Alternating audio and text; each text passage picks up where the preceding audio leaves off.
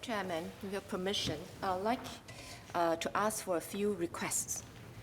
First, 4th March, being the World Engineering Day for Sustainable Development, I think it's an appropriate time for this House to recognize the many hardworking engineers that is contributing impactfully, positively to the sustainable development in Singapore. So with your permission, may I put on record our recognition for all the engineers out there.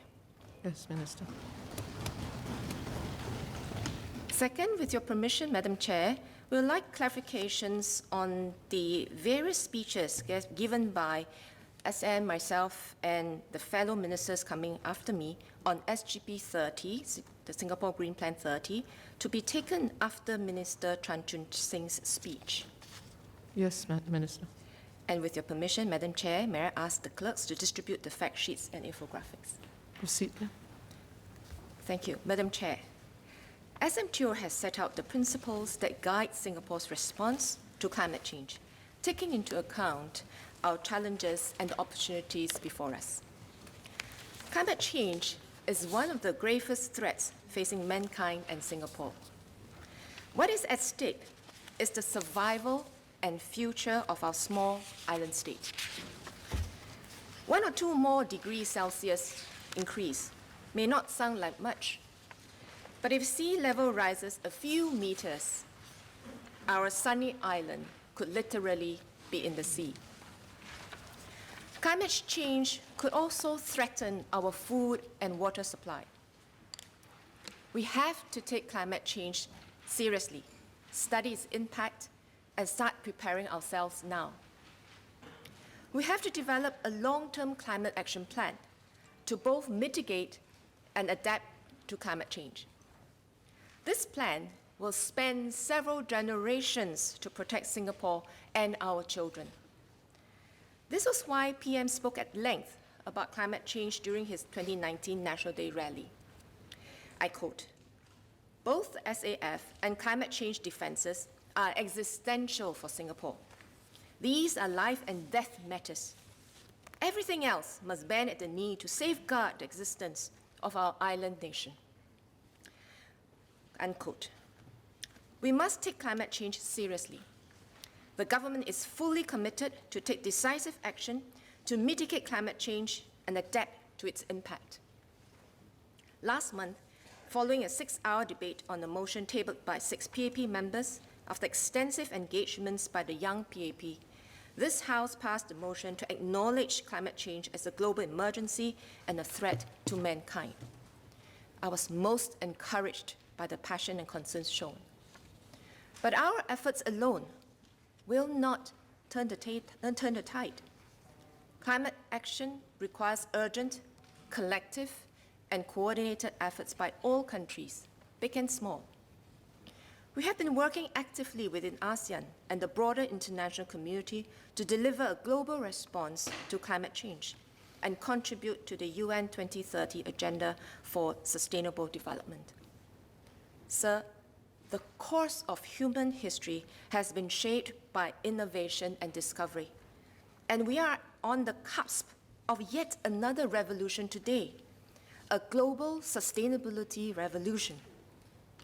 Just as the invention of the steam engine and discovery of fossil fuels propelled us into the industrial age, the energy transition from fossil fuel to renewable energy will redefine how we power the global economy. This revolution will be driven by policymakers, consumers, inventors, and investors who recognize the opportunities that will arise from a circular, low-carbon economy. We must catch and ride this new global wave of sustainability. Many MNCs are putting ESG, environmental, social governance, considerations at the core of their business and investment decisions. I'm happy that companies like Temasek are strongly committed to sustainability, embedding it in both their operations and investment approach. Singapore is well positioned. We are not starting from scratch. Since independence, instead of pursuing growth at all costs, we have insisted on quality, inclusive, and sustainable growth. Each generation of Singaporeans must see ourselves as stewards of our nation. We must pass on a better Singapore to the generations of Singaporeans that will come after us, just as the previous generations have done for us. We must build on our past achievements, strive to overcome our present limitations, and pioneer new solutions for a more sustainable future. Getting to the future will be a whole-of-nation effort, requiring every government agency, individual, business, research institution, community group, and civil society organization to work in unison. Sustainability is not an isolated program or initiative, but about engineering a whole system and cultivating a new way of life. Each challenge and its associated solution will impact on another. This requires hard trade-offs to be made and close coordination in execution. This is the purpose of the Singapore Green Plan 2030. It is a commitment of this PAP government to our present and future generations to chart a common vision for a sustainable future and a roadmap for everyone. Through the Green Plan, sustainability will shape our economy, our infrastructure, our way of life. It will fundamentally change how we live, work, and play.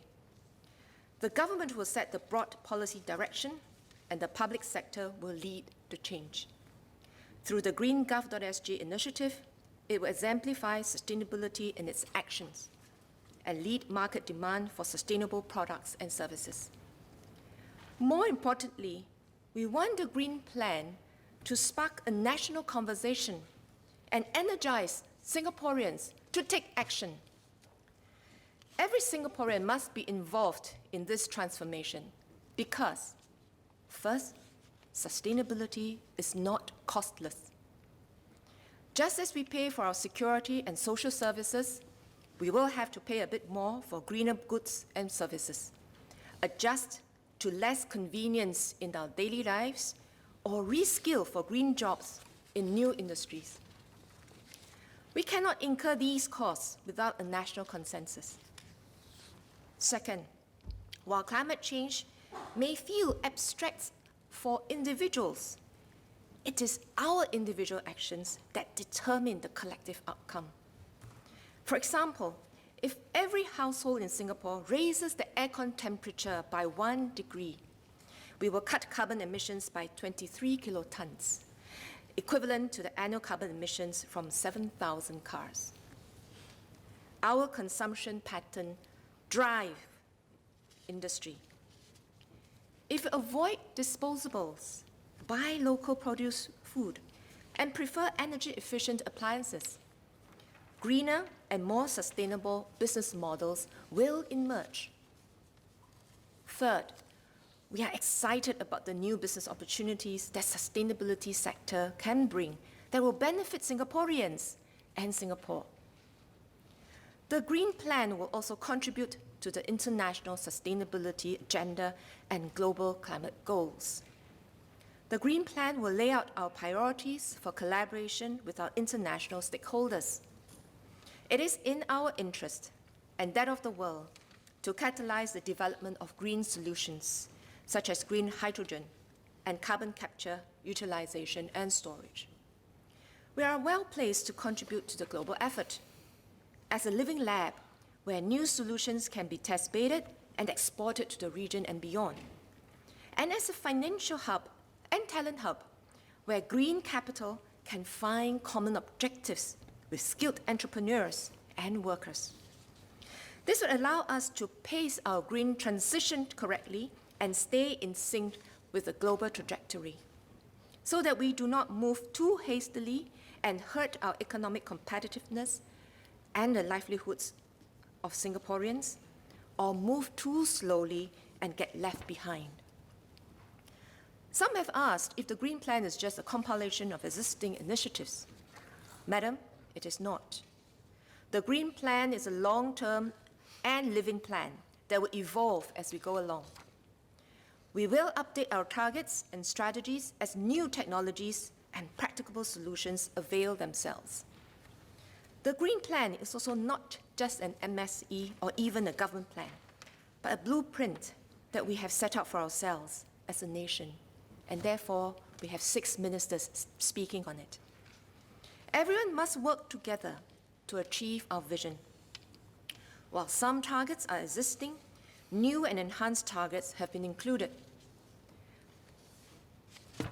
Even in areas where targets remain the same, we are putting in place comprehensive and concrete near to medium-term plans to achieve our targets. The Green Plan positions us to achieve our goal of net zero emissions as soon as viable.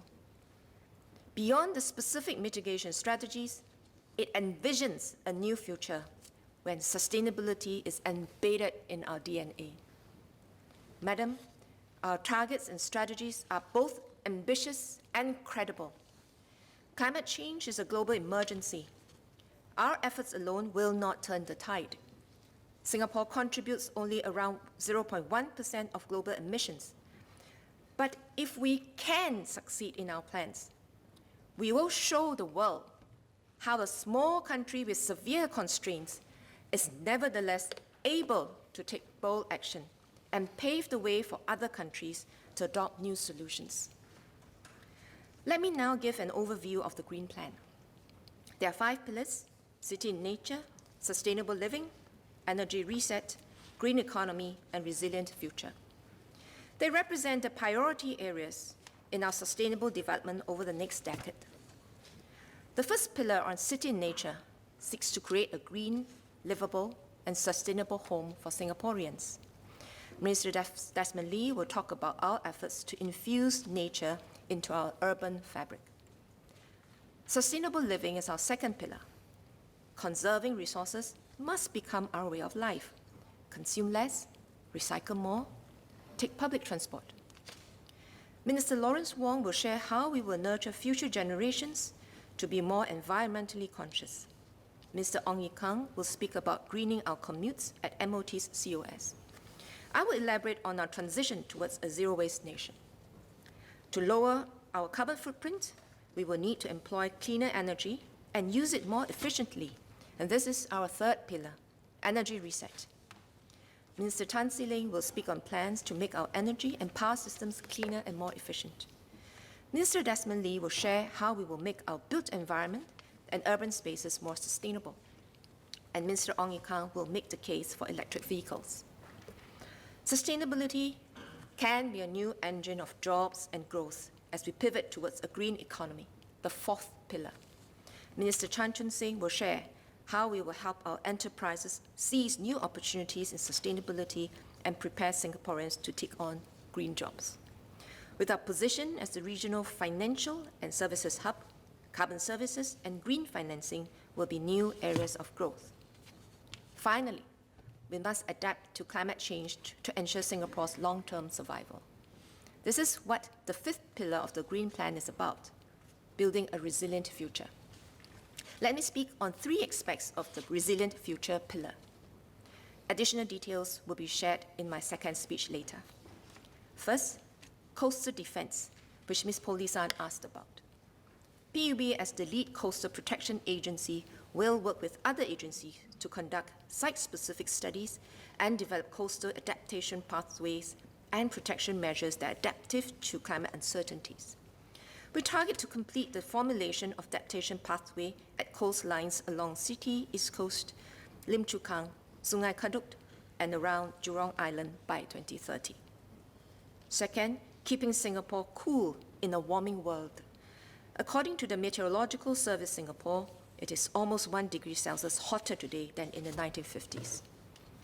Apart from global warming, it is also driven by the urban heat island effect, or UHI for short, a phenomenon where an urbanized area is warmer than its surroundings because of the built environment and increased human activities. The UHI effect is a complex topic that requires in-depth studies. We will chart a science-based roadmap to holistically and decisively moderate temperature rise in Singapore. Third, strengthening Singapore's food security by growing local in a resource-efficient way. With climate change bringing about widespread extreme weather events and soaring global demand for food, the global food market will be more volatile and unpredictable. And this is a critical risk for Singapore as we import over 90% of our food supply. In 2019, we announced our 30 by 30 goal to produce 30% of our nutritional needs locally by 2030.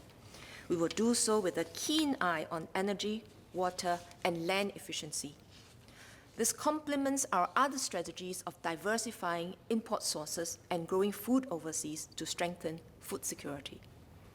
To support the agri-food sector, we will make available space and infrastructure, ramp up funding support to build R&D capability, and provide incentives for conventional farms to adopt technology to transform into highly productive, climate resilient, and resource-efficient farms. While the 5 pillars of the Green Plan will map the way forward, the public, private, and people sectors must come together for us to succeed, as Ms. Haniso highlighted. The public service will lead on sustainability as part of the GreenGov.sg initiative, which DPM announced in its budget speech. We will have 4 shifts. First, we will set more ambitious goals for the public service, including a carbon target for the first time. We aim to peak the public sector's emissions around 2025, ahead of the national target of around 2030. Second, we will expand the scope of GreenGov.sg beyond government offices to include other public sector infrastructure and operations. GreenGov.sg will encompass a far wider array of assets to include waste-to-energy plants, public transport infrastructure, hawker centres, and healthcare facilities. With this expanded scope, the public sector will take on a greater responsibility to enhance the sustainability of our operations. Third, we will embed sustainability practices in the public sector's core business areas and influence our service providers and suppliers to be more sustainable. One key tool is in green procurement. As a major consumer of goods and services, the public sector can and will influence the industry towards sustainable business choices and practices by incorporating more sustainability requirements in our procurement framework. Fourth, we will build an organizational culture of sustainability and grow the movements amongst public service officers. More details on GreenGov.sg will be released over the course of the year. Besides the public sector, the private sector plays a critical role in the Green Plan, as Ms. Janet Ang so eloquently argued for. We will support companies in their sustainability journey through the green economy pillar.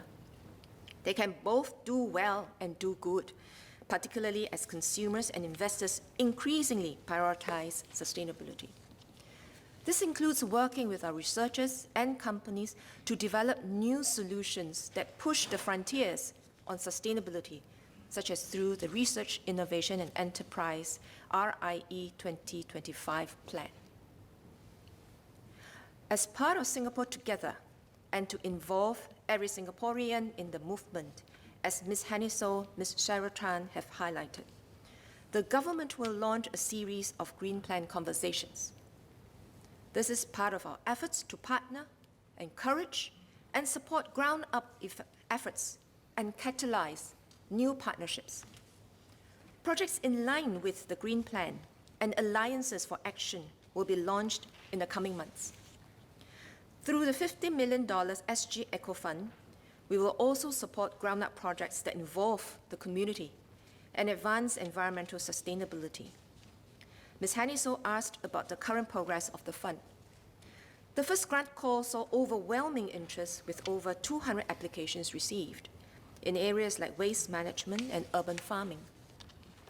We are evaluating the proposals, and I look forward to sharing about them in the coming months. Madam, in Malay, please.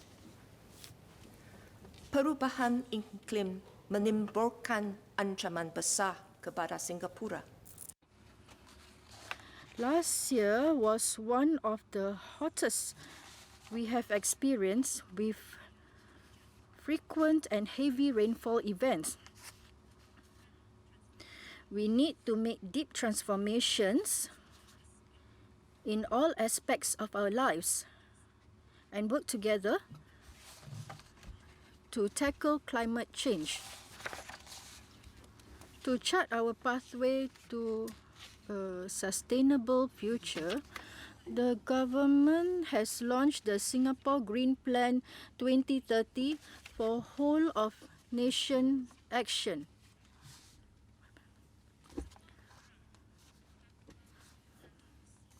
Bangsa dan latar belakang boleh dan mesti memainkan peranan. Sebagai individu, kita dapat mengubah tabiat harian dengan mengurangkan penggunaan dan pembeziran sumber, lebih kerap menyikta semula, menaiki pengangkutan awam sejauh yang boleh, atau meningkatkan suhu alat pendingin hawa dengan 1 darjah. Bagi perniagaan, kita dapat mengurangkan penggunaan bahan pembungkasan, menjadikan proses penilangan cekap tenaga dan air, dan mengintar semula bahan sisa. Energy efficient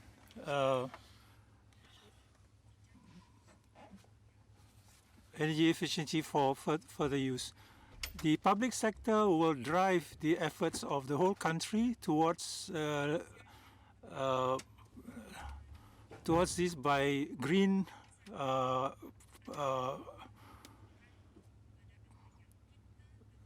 this depends on what we do today. The future of our children depends on what we do today to save the earth. Let us work together to make Singapore a country rich in green opportunities. 变化对新加坡构成了 Singapore is now facing a very grave crisis in 2020. This is the hottest ever that we have experienced, and we've also experienced very heavy rainfall because of extreme climate weather. It has caused even more disastrous climate change. Therefore, we urgently need at every level to embark even more dramatic changes in order to tackle the climate change so that Singapore can enjoy a more sustainable development. Last year, we recently announced a 2030 Green Plan so that we can have a climate action plan for Singapore. Every Singaporean, regardless of their age, their race, their background, can also contribute, and they should contribute. At the individual level, we must also change the way we live to reduce wastage. We must recycle more. For example, we can also take the public transport more, or for the aircon, we can also raise the temperature up by 1 degree. At the same time, for companies, we can also reduce the amount of packaging materials that we use. We can also better recycle or dispose of the wastage. Public service will take the lead and take a green initiative in terms of our procurement so that the whole country can move forward towards our sustainable development target, so that we can all work together, join hands together, work together with other partners, and also incorporate the suggestions of our people and the organizations to move forward towards a green target. We will also adjust our own public policies and targets along the way. How the next generation will enjoy a Singapore will depend very much on the actions that we take today. For their future, we must protect our nature today. We must protect the environment. Let us work together so that Singapore can become a country, a city with lots of green opportunities, unlimited. Let me conclude. A few months ago, I was struck by a question from my son. He is in his early 20s. He asked if I would still have had children, given how our planet is struggling to support a growing population, with the daunting challenges that climate change will pose. For him and his generation, the question is not hypothetical. My reply to him was an absolutely yes. Because I believe that humanity has the wisdom and ingenuity and the collective will to find solutions to combat global warming. The Green Plan is a solemn pledge to future generations of Singaporeans that there will always be a Singapore come 30, 50, or even 100 years from now, a shining jewel in the oceans, if we work together. We will face many grave threats, but we will transform challenges and into opportunities. And this is the Singapore DNA. We will take bold and collective action to create a sustainable and livable home. This is a pledge that Singaporeans today must keep to give our children the confidence to pursue their dreams, raise their families with hope and optimism, and look forward to a brighter, better future. Madam, climate change must not be exacerbated on our watch. Let us make the right choice today so that our children and grandchildren can look back and be proud of the direction we have set. Together, let us work to make Singapore a city of green possibilities. Thank you.